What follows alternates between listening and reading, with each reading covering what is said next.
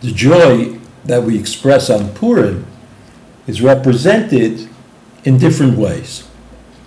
Reading the Megillah itself becomes a kind of joyous occasion.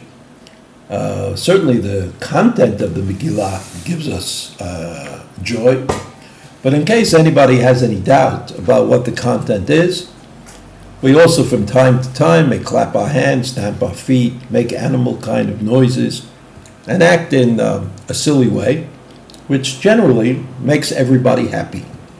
But there are other mitzvot on Purim that are happy mitzvot. And those mitzvot I'd like to mention now. First is Su'udah. There's an obligation on Purim to eat a Su'udah. That Su'udah most properly should be eaten during the day. Right? During the day. Probably after Chatzot, after the middle of the day. So the Shulchan Aruch says in Tafresh Tzadi Hey, Sudat Purim, Sha'asa Balayla, Lo Yatsa Yedei Chovato. If you eat a Su'udah at night, on the night of Purim, after you hear the Megillah and you're still hungry because of Tanit that's there, you come back and you eat a major meal.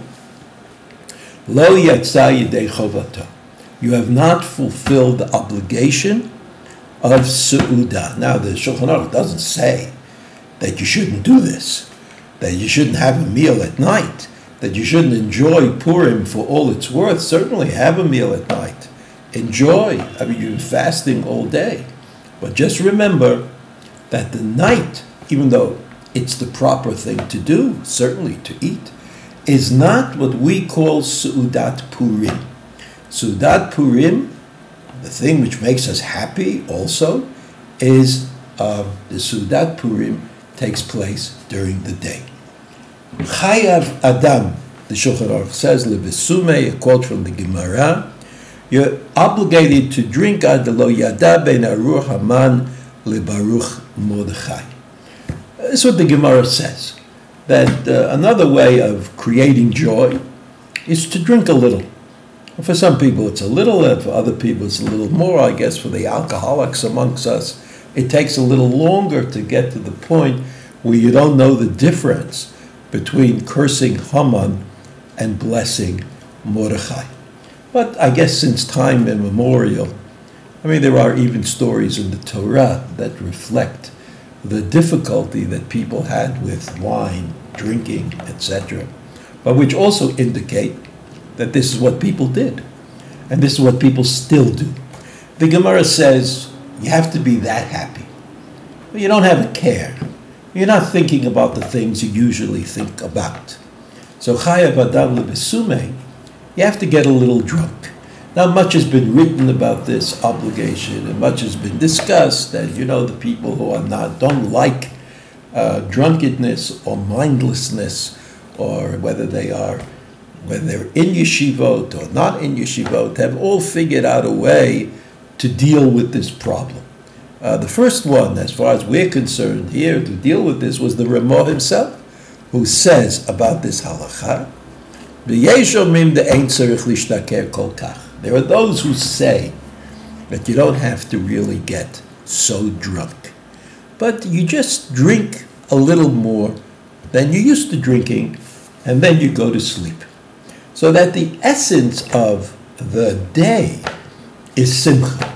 And whatever we can do that contributes to that Simcha is probably something that we should try to do. The Gemara said that at the Simchas that they went to, that the Tanoim, that the Amoraim attended, drinking wine always aided the feeling of Simcha that people have. Of course, there's a danger in drinking, right? An immediate danger that you might not go to sleep, actually, and that's a problem. And a long-term danger, which is you might really enjoy drinking, which is not such a good idea. So however you resolve the problem, it's important to know that the Shulchan Aruch is concerned that the feeling of Simcha permeates things, permeates our hearts and minds permeates our body and permeates the day of Purim itself. So this is the first, the Megillah and the Seudah are the first mitzvot which we are obliged to do in order to make sure that the day is full of Simcha.